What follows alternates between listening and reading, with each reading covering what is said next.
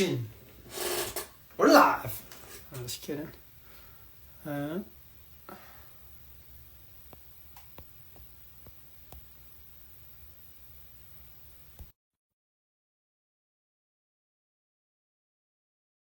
Hello, everybody. What's going on? Crazy news in my life. Well, I'm waiting for my boy Drake. Had a water pipe burst in my house. The contractor had the water pipe burst in the house. I knew the pipe burst. How? Because the rest of my water pressure went way down. And so I knew instantly that I had a problem, because as soon as that water pressure drops, you're pretty much screwed.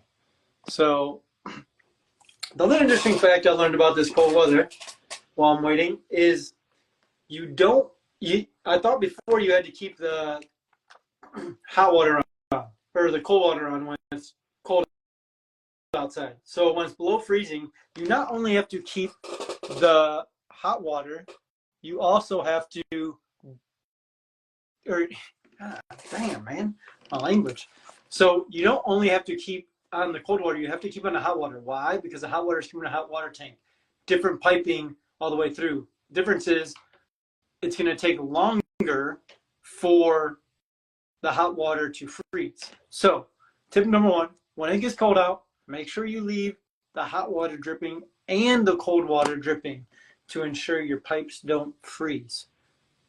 I learned that the hard way, and my hot water is still frozen in my first unit. It's crazy and it sucks, to be honest. So let me try one more thing. You have to text this dude.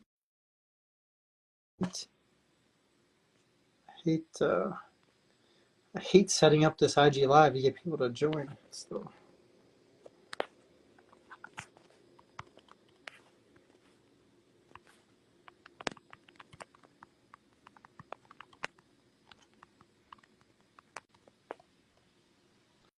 So I sent him a message. Well, let me see if he gets it. Anyway, did you get them fixed right away?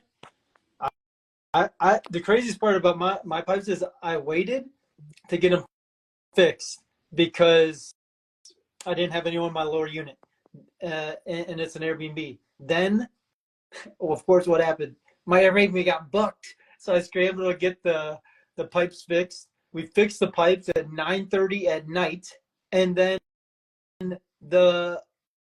another pipe burst. Dude, it was so fucked up. I'm not gonna lie. Here we go. Now you should be able to join. Setting up the IG Live is so complicated. See, it feels like it should be easier. Hello. Yo. Can you hear me? Yes, sir. How's it going? Good. I was just telling everyone about how my pipes burst here in Chicago. So I figure you don't have that same problem down in Louisiana. Did have some pretty hard cold that had hit us recently, but that's kind of rare for us. It was only like 2 or 3 days that it lasted. Yeah.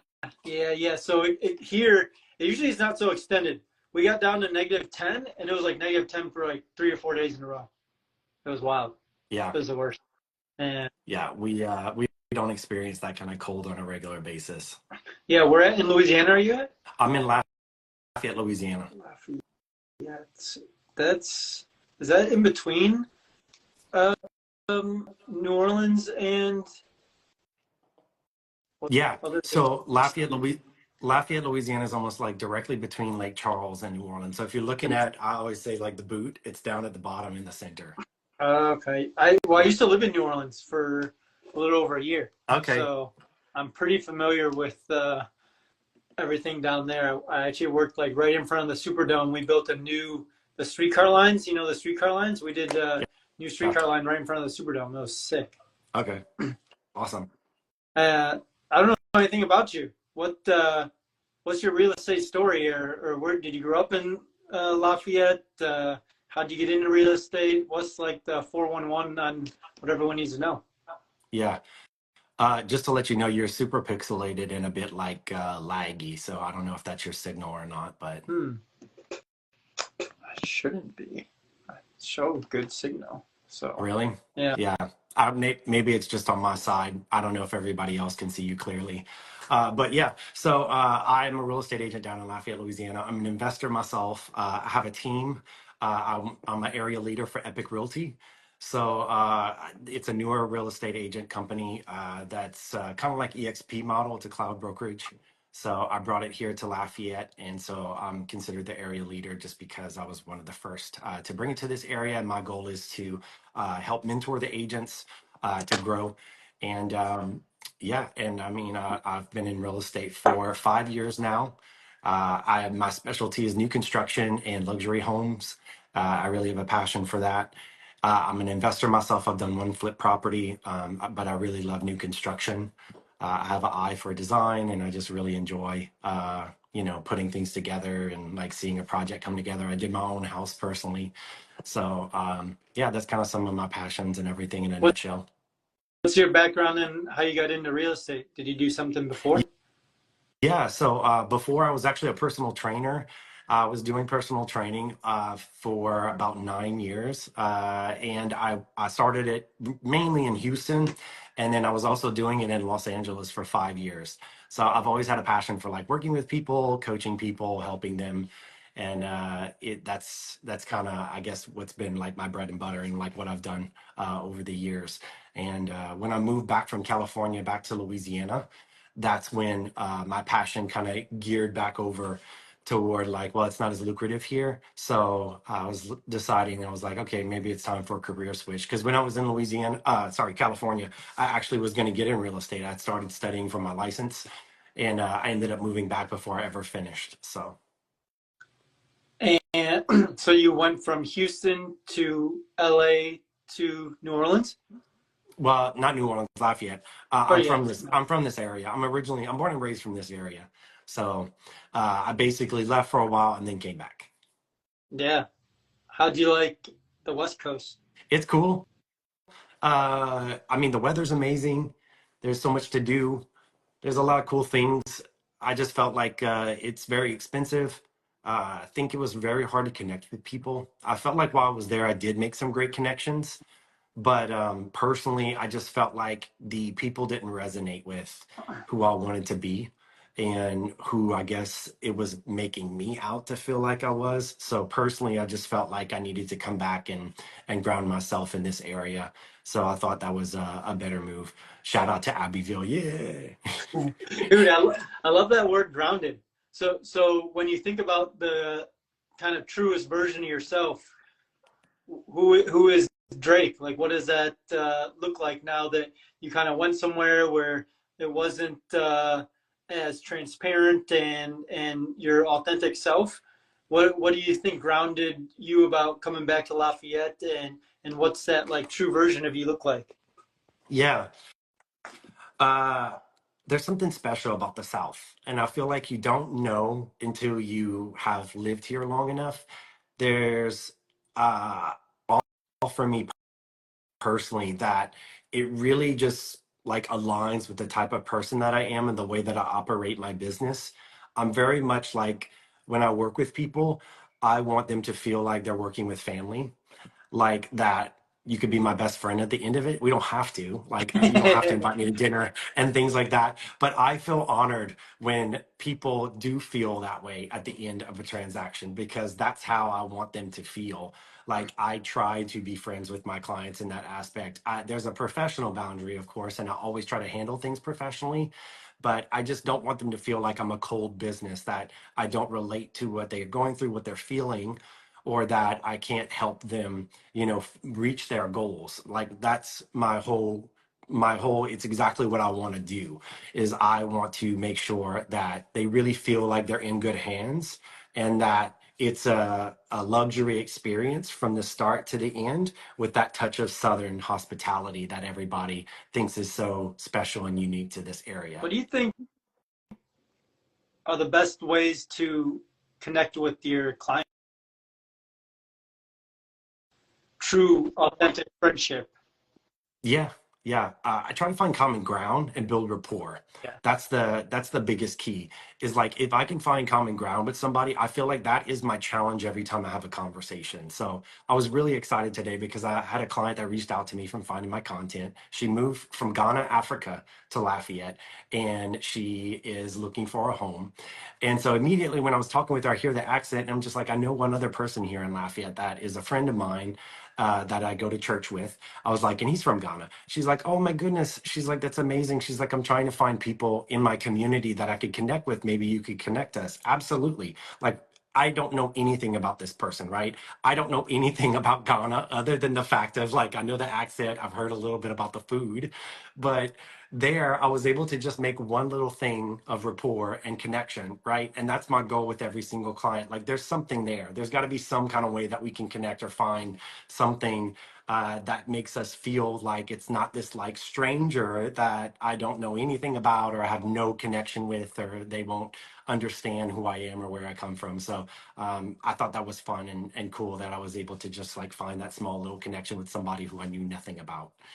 Yeah, dude, you nailed it on the head. I think commonality is like the best place we can look to really connect with someone. Because I think too often than not, at least for me, is like I don't always think that other people are going through the same struggles that I'm going through, which are continually happening every day. You know, financial stress, business stress, relationship stress, and we all have these different triggers and different things from our past that come up. But it's so common to find people who have similar things that we've gone through on a regular basis. I heard you mention, you said, was it someone you met through church or that, what did you mention about church there? Oh, the guy that I met that's from Ghana that lives here, he's a teacher for a school. He teaches at a college here, and it's specifically geared toward the oil field. And so, because I know him and I know a bit of his background, that was how I was able to make that connection with her. That you're not a stranger. There are some people here that have kind of done the same thing as you. Yeah, no, that's good. Yeah, I was at church this past Sunday, and one of the things I'm always trying to pride myself on is being the same person everywhere I'm at. And one of the things they brought up with at church was like, you know, you got your church personality, and you got your work personality, and you got your friend personality, and it's always been my goal to have one personality, you know, where I'm loving everyone always all the time. Are you able to kind of find that same type of oneness in yourself and bring that kind of same type of love and affection to your business? Yeah, for sure. So I think something that is very beautiful and unique about branding, right, is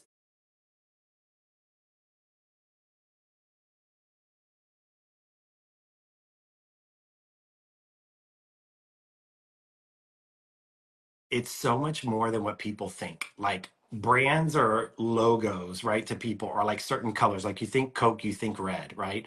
Or like all these different things that have a brand, but there's also a message that's behind a brand, right?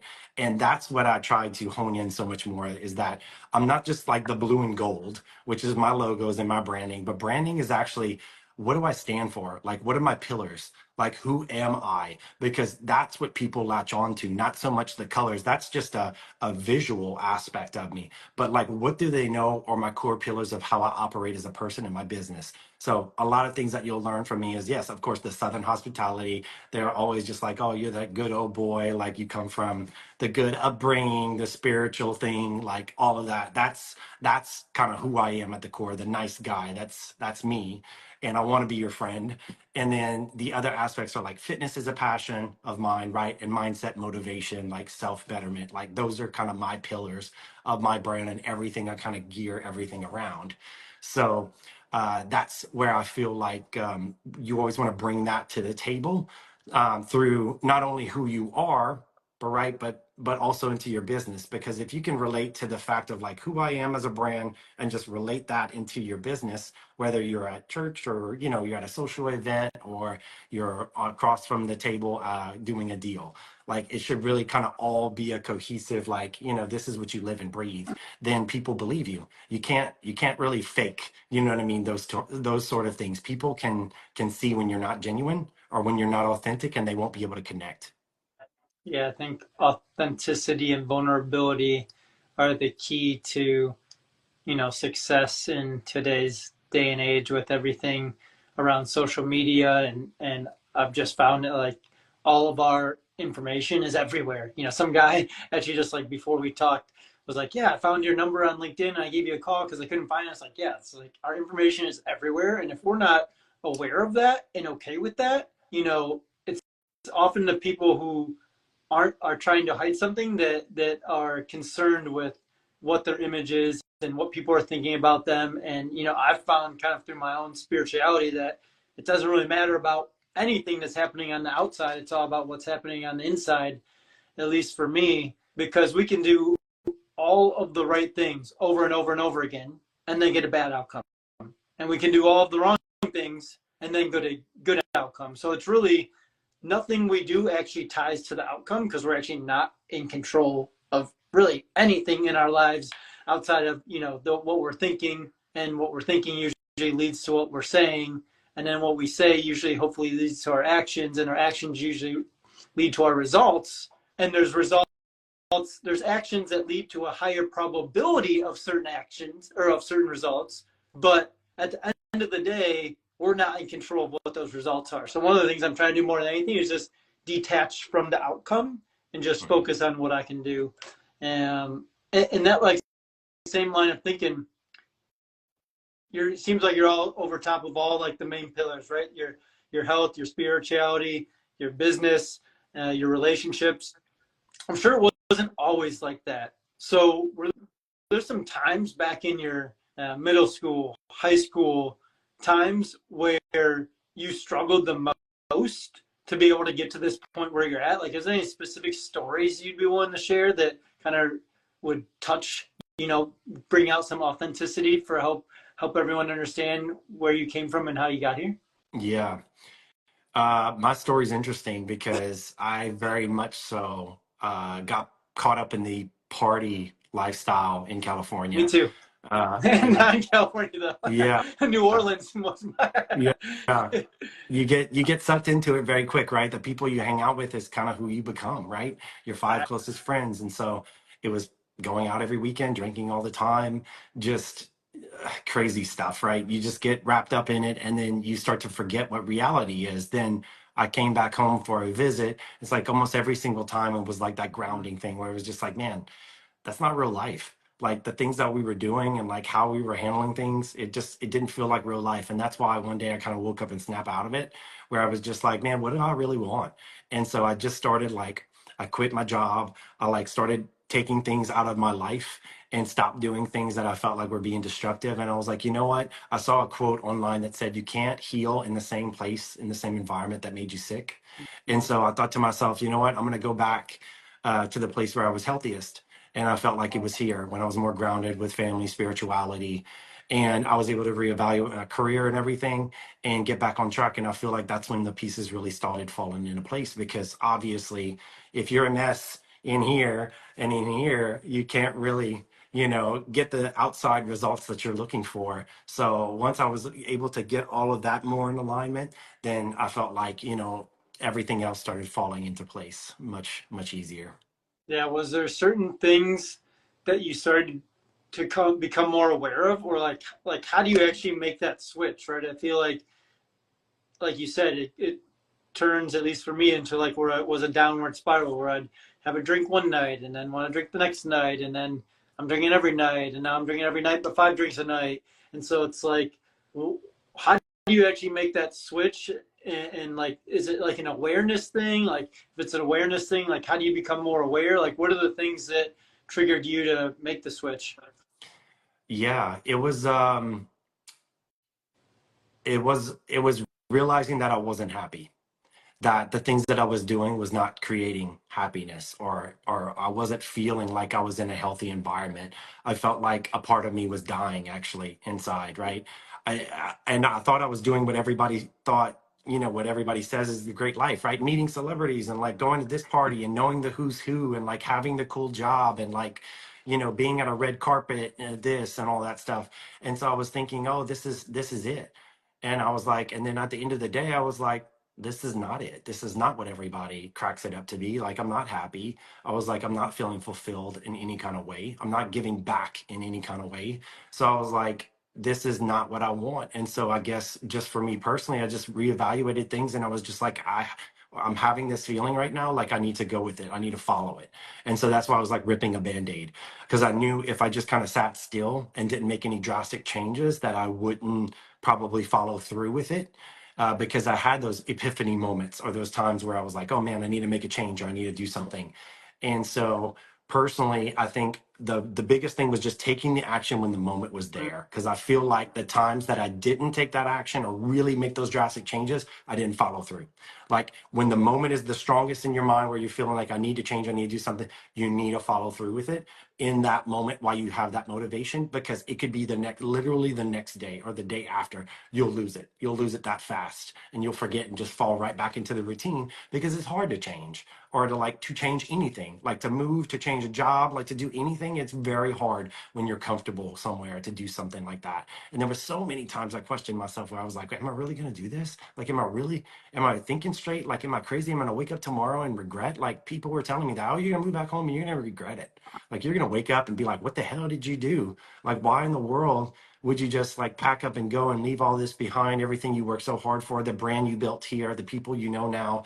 Like, you're going to wake up and regret it. And I didn't. I had moments where I doubted, and of course, moments where I hesitated or questioned things. But I was so glad. Prayer personally was really helpful for me. And so I'm glad I really just like followed through with it and just like trusted my gut in just doing what I needed to do, because I do feel like the results, it took a while and it was really painful at times, but the results speak for themselves, where I am in a much better place and I am happier, and things are much better. Yeah, I think I've noticed too, because yeah, for me it's like I like the phrase like to get to the top you gotta go to the bottom too, and so it's like you don't realize you're at the bottom until you've like hit the bottom. At least that's how it was for me, and then be able to kind of like slowly turn my way out to figure out like who are the right people I need in my life that aren't going to necessarily make statements about what I'm doing, but ask questions to seek to understand why I'm doing what I'm doing. I think what I found is like questions, like quality questions, are kind of the key to live a successful life. And the questions you ask yourself really determines the quality of your life. So you moved back to Lafayette and you jumped directly into luxury. What does it mean to be in luxury versus a traditional real estate broker? No, so I didn't jump directly into luxury. Luxury is one of those harder things to break into, especially I feel like in a small town where everybody knows everybody. They Yeah. use the same people for all of that stuff. So it wasn't something that just happened overnight. It was something I had to brand myself and I had to work hard to do. And I brand myself as a luxury agent, but that doesn't mean that's all I sell, right? Like I just listed a first time home buyers, in a very like lower price point of neighborhood, right? So I work with all types. It's just luxury is a passion of mine. I really enjoy that side of things. It's just a whole different animal, right? It takes longer to sell. Those clients are harder to come by, and of course, the buyers are harder to find too. You have to know how to market a property correctly. So it's not really something that can just, happen overnight. It takes time, and it's something I'm still developing too, right? So it's always growing and ever changing. Well, I think luxury can mean multiple things to multiple different people too. Luxury to you versus to me versus someone else could be completely different. And so I love to hear that you're open to business for anyone, and because luxury could mean anything to anyone. Yeah, I love your branding too. Living in luxury, southern luxury at any price point. Mm. What would be your top 3 tips for marketing a luxury high-end price point property? So the top things would be obviously understanding from a marketing perspective who your buyer is. You have to know how to harness digital marketing to make sure that you're getting as many eyes on that property as possible. So I mean that in the aspect of your buyer may not be local, right? They may not be in this area. So where are people relocating from, and how can I target those markets or those agents that might know those people, right? So you need to understand that, and you need to also know how to dump money into the property in aspects that will benefit you. So, for instance, staging your property, your marketing materials that breathe, the price of the property, because there's a lot of people who list luxury properties, and I just look at it from a marketing standpoint, and I'm like, anybody could have done this. Like, this is nothing above just putting it in the MLS and hoping and praying that it sells. Like, that's not a marketing plan. Like, does every luxury home in that area know that that home is even for sale, right? Those homeowners need to be told, because a lot of times they want to pick their neighbor, or if they're in luxury, they most likely know people who have money because they tend to flock together, Yeah, right? So are you making all of those homeowners available or aware, right, that this home is actually for sale? And do they know anybody that might want to move to the area? Like, those are the type of things you need to start harnessing on. And of course, making sure every single agent knows that that property is available, and they maybe had a private tour, or you have had a broker open and got them to come and put their eyes on it. So hopefully they want to, push it out to their network and try to help you find a buyer. yeah. I think that's the most important thing. Get as many eyes on the property as possible. Mhm. Are there any specific strategies you use to get a hold as many agents as possible? Uh, well, personally, I mean, I keep a lot of agents engaged on my social Mm, media. So I'm always like posting videos and, like, keeping top of mind on social media. And I know a lot of agents follow me out of, I guess, inspiration, right? They always looking for more content or things that they can learn from me, which is fine. It's flattery if I, see people doing some of the things that are similar to me. But I think that's a huge way to touch them. Obviously, email and in-person events. So one thing that's a newer thing to my business is I own Acadiana Real Producers Magazine. And so that actually is a real estate magazine. I don't know if you've heard of Real yeah, Producers. It's in, yeah, yeah, of course. yeah. So I own that magazine here in this area. And so that's a whole nother network of the top producing agents that I'm also able to stay in front of and keep in touch with, because now they know me as the owner and publisher. So it's a whole nother network that I've created. Oh, that's genius. Yeah, I absolutely love your branding. All the details are very fine tuned, and I can tell that you've spent a lot of time thinking and cultivating the brand and what's behind the brand. Did you have any other inspirations for how you developed yours? Any other social people that you follow that you'd throw out there for people to check out? Um, there's a few different agents that I like, and they're probably not going to come to mind just because you're asking me right on the spot. But there's quite a few agents actually in California that I love following. Their brands are very pretty. There's a guy in Dallas that I really enjoy his brand. It's Kyle Pilgrim. He's really great. I also really love Wade Giles. He's over in Austin, Texas. I really love his branding. Nicole, and I can't remember her last name. She's in California, in LA. She's a partner of mine over there that I refer to if I ever get any California people. And she has a really, really awesome branding that she does as well. But her homes are just on another level. So, I mean, any kind of branding you do on a home that's like 20 million looks amazing. But I'm not saying that she doesn't know what she's doing. Her brand is great. But it's people like that that I try to follow. And then as far as like just like the videos, the talking head style, like the tours and things like that, people like Sean Batista, he's awesome. I really love following him, and his content's really, really great. People like that. Those are really where I've drawn some inspiration, but I just put my own twist because I'm in the South, right? And I bring something different to the table. So no matter if I copy exactly what they're doing, I'm a different person, right? So it's going to come across differently, and the messaging's different just because my area is Yeah, I different. love that. Yeah, one of my favorite things to do is R&D, rip off and Yeah. duplicate. So I was always copying in high school and college, and it's finally coming in handy in the business world because you don't get caught by the teacher. You just get to use their stuff and not have to think as much, and it's much easier. At least that's the way I've looked at it. So Yeah. I got to run right at noon, brother. But like I said, I love all of your stuff. Shoot, you're an inspiration for us. So we're gonna start copying what you're doing, and and when we get down to start doing some renovations down in Lafayette, you're the first person I'm gonna hit up. Dude, I appreciate that. I love new construction and renovation and all those things. So I would love to collaborate. All right, brother. Thanks for Thank catching you. up. Let's talk Yeah. soon. All right. Have a great one.